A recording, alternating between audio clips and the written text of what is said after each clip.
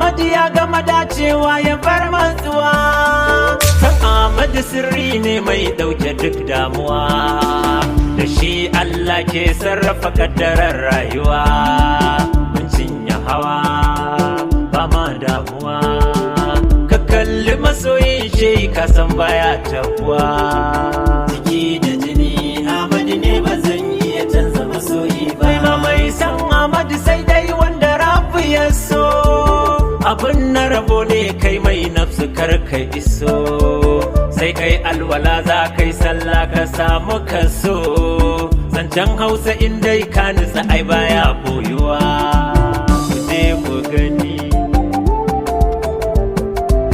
Mu Ahmadu ne suturar mu ba za mu canja shi ba, kun san tsuntsu in babu hatsi ba zai rayu ba.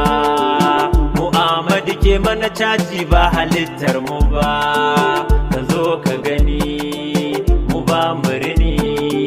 Ku zo ku bi Ahmadu kar ya wuce akwai damuwa, akwai damuwa.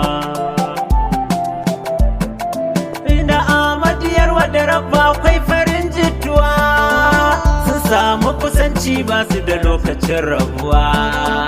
Zancen shehi zancen Allah ne kamar matsuwa, abin duk da shehi ya baka ka gane bai kwatuwa.